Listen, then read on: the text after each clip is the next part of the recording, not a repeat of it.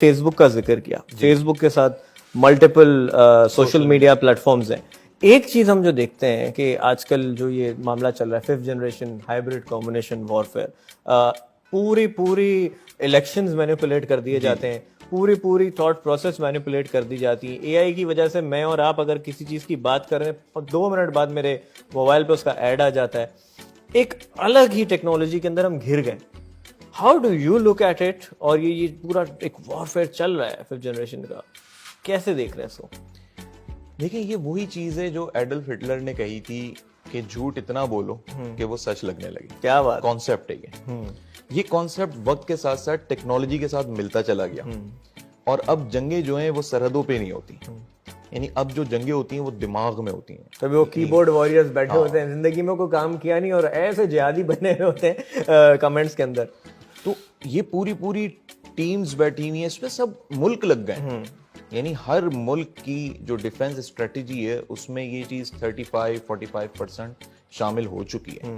بڑی حیرت ہوگی آپ کو کہ جو مطلب برٹش ملٹری ہے اس کے اندر باقاعدہ اس کے بریگیڈز بنا دیے گئے. اوکے. اور وہاں پہ ان کو جو ٹریننگ دی جا رہی ہے وہ اسلحہ چلانے کی نہیں دی جا رہی, ان کو ٹرینڈنگ کی ٹریننگ دی جا رہی ہے, ان کو کیمپینز کی ٹریننگ دی جا رہی ہے, نیریٹو کریٹ کرنے کی ٹریننگ دی جا رہی ہے. کیا بات ہے. اب یہ تھی 5th جنریشن وار. یہ جو ہائبرڈ کمبینیشن ہے وہ یہ ہے کہ اس کے اندر آپ کو کچھ فزیکل ایونٹس کی ضرورت پڑتی ہے. جب تک کوئی فزیکل ایونٹ نہیں ہوگا اس وقت تک آپ وہ نیریٹو بلڈ نہیں کر سکیں گے. اب آپ کی جو انویسٹمنٹ ہے وہ صرف ایک چھوٹے سے ایونٹ کے اوپر ہے. وہ چھوٹا سا ایونٹ یہ کہ جی ٹریفک جام تھا, ایمبولینس اس میں پھنس گئی, بندہ اس کے اندر مر گیا, دیٹس اٹ. رائٹ. یہ انویسٹمنٹ ہے. باقی جو سارا گیم ہے وہ سارا ٹیکنالوجی کا گیم ہے, نیریٹو کو بلڈ کرنے کا گیم ہے. اتنی سی چیز کے اوپر حکومتیں گر جاتی ہیں, اتنی سی چیز کے اوپر. آپ کو یقین آئے گا صرف ایک تصویر تھی چیف جسٹس ثاقب نثار کے دور میں, جسٹ واز ون پکچر کہ کیچڑ میں سے جنازہ لے کے جا رہے تھے, سوشل میڈیا پہ وائرل ہوئی. چیف جسٹس نے اس پہ سو موٹو لیا اور وہاں کے M N A M P S کو عدالت میں کھڑے ہو کے جواب دہی کرنی پڑ گئی اور اس پہ باقاعدہ پراپر کاروائی ہوئی متعلقہ محکموں کے خلاف. بالآخر ڈسمس ہوئے کچھ لوگ, ٹرانسفر ہوئے کچھ لوگ. تو یہ اتنی سی ایک تصویر جو ہے نا وہ کچھ بھی کر سکتی ہے. اچھا, یہ آپ نے بڑی اچھی بات کی. ہم دیکھتے ہیں سوشل میڈیا بہت اسٹرانگ میڈیم ہے, چاہے وہ اب کسٹمرز اپنے فیڈ بیک دے رہے ہوں, چاہے وہ ریویوز دے رہے ہوں یا کوئی کسی طرح کی چیز ہو, تو جہاں اس کے پازیٹیوز آتے ہیں کہ کوئی چیز اب چھپی نہیں رہتی, وہیں پہ کچھ نیگیٹیوز آتے ہیں کہ لوگ انڈیو ایڈوانٹیج بھی اس فیکٹ کا لیتے ہیں. جیسے آپ نے کہا کہ مل کے سب لوگ اگر جھوٹ بولیں بہت سارے لوگ تو وہ سچ لگنے لگتا ہے. انڈرسٹینڈنگ بہت ضروری ہے بیکاز ہم آہستہ آہستہ we living in an artificial world. تو آرٹیفیشیل کیا ہے, ریئل کیا ہے, اس کے بیچ کا جو کنفیوژن ہے اس کو کیسے کلیئر کریں؟ ہاں, اس پہ باقاعدہ طور پہ نیشنل ڈیفینس یونیورسٹی اسلام آباد میں سوالات ہوئے اور کورس جو تھا وہ آلموسٹ یہی اس سے ریلیونٹ ہی تھا. اور اس میں جو اس میں کچھ سویلینز تھے, کچھ میڈیا پرسنس تھے, انہوں نے بات کی کہ کس طریقے سے ہم بھائی یہ جج کر سکیں کہ یہ ایونٹ, یہ چیز ریئل ہے, فیکٹس پہ مبنی ہے, نہیں ہے. کیونکہ ایک چیز آتی ہے تو اس میں بس اتنا ہی پارٹ دکھایا جاتا ہے کہ بھائی یہ وکٹمائز ہو رہا ہے, یہ ظالم بندہ ہے اور وہ وائرل پرسپیکٹو ہوتا ہے. ہاں, تو ہم سیکنڈ اینگل کیسے دیکھیں؟ اچھا, وہ سیکنڈ اینگل جتنے ٹائم میں آپ دیکھو گے وہ تو چند گھنٹوں میں ایسی وائرل ہوتی ہے اور وہ ایک نیریٹو بلڈ ہو چکا ہوتا ہے لوگوں کا. وہ لوگ پھر باتیں گوسپس کرنا, کمنٹس کرنا, شیئر کرنا شروع کر دیتے ہیں اس کو. دیکھیں اللہ پاک قرآن مجید میں فرماتا ہے کہ اگر کوئی بھی خبر ہے نا, کوئی بھی خبر ہو, کوئی بھی دے رہا ہے تو پہلے آپ اس کی تصدیق کر لیں. بالکل قرآن کی یہ آیات ہے. تو بغیر تصدیق اگر لوگ شیئر کر رہے ہیں تو اٹ مینس کہ ان کی کاؤنسلنگ نہیں ہوئی.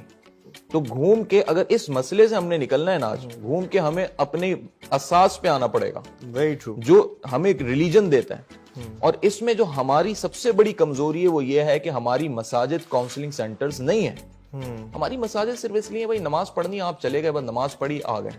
وہ تو جو اسلام نے کانسیپٹ دیا مسجد کا وہ صرف نماز کے لیے نہیں دیا, وہ یہ دیا کہ آپ کی جیسے یونین کونسل ہوتی ہے نا, آپ کا آپ ایک محلے میں رہتے ہیں, وہاں کا کوئی ایک بڑا ہوتا ہے, پھر آپ کا کوئی مسئلہ ہے اس لوکیلٹی کا, آپ جا کے اس سے ڈسکس کرتے ہیں, یار میرے گھر پانی نہیں آ رہا, جاتے ہیں نا آپ یونین. اس میں آپ نے بات کی, میں بڑی انٹرسٹنگ فیکٹ بتاؤں. آج کل لوگوں میں بڑا ایک ٹرکش فیور ہے, ٹرکش سیریز دیکھ رہے ہیں. انڈر دی آٹمن امپائر اس وقت جو مدارس تھے وہاں پہ اسکل بیس لرننگ ہوتی اسکل بیس لرننگ کہ جس بچے کو جو انٹرسٹ ہے وہ فیلڈ میں پڑھے, اس کو تھوپا نہیں جاتا تھا کہ آپ نے یہی فیلڈ پڑھنی ہے. تو امیجن کہ آج سے کوئی 700 سال پہلے یہ کام ہوتا تھا تو کتنا آگے تھے, اور آج 7 یہ مسلمانوں کی ترقی کی بنیادیں تھیں, یہ اساس تھی. آج بھی اگر ہم اس اساس پہ آ جائیں, یعنی آج آپ صرف ایک بتا دیں لوگوں کو, بھائی قرآن یہ کہتا ہے کہ آپ تصدیق کر لو, تو اب اگر میرے فیس بک پہ, میرے پاس واٹس ایپ پہ کوئی بھی ایسی چیز آئی, ویڈیو آ گئی, وہ لڑکی رو رہی ہے, اس بندے نے میرے ساتھ یہ کر دیا, تو بھائی میں پہلے جب تک تصدیق نہیں کر لوں, میں اپنے کانٹیکٹس میں بھی اس کو شیئر نہیں کروں, کیونکہ آگے آیتوں میں اور حدیث میں یہ فرمایا گیا ہے باقاعدہ کہ اگر تم نے بغیر تصدیق کے وہ چیز شیئر کر دی اور وہ غلط نکلی, تو اس کی وجہ سے جو عذاب گناہ ہے وہ تمہارے کھاتے میں لکھا جائے گا. بالکل. I really you know. اور ایک چھوٹی سی چیز بس ایڈ کر دوں اس میں کہ اس کی جو سزا ہے, اس کی سزا یہ کہ جب شب معراج پہ آپ صلی اللہ علیہ وآلہ وسلم گئے آسمان پہ, تو آپ کو دوزخ اور جنت کی سیر کرائی گئی. تو کچھ ایسے جہنمی لوگ تھے جن کے ناخن لوہے کے ہو گئے تھے, لوہے کے, اور وہ اس سے اپنا منہ مطلب کھرچ رہے تھے, تو کھال اور پورا فیس کٹ رہا تھا ان کا, اور پورا چہرہ ٹپک رہا تھا, یعنی لیکوڈ میں کنورٹ ہو رہا تھا.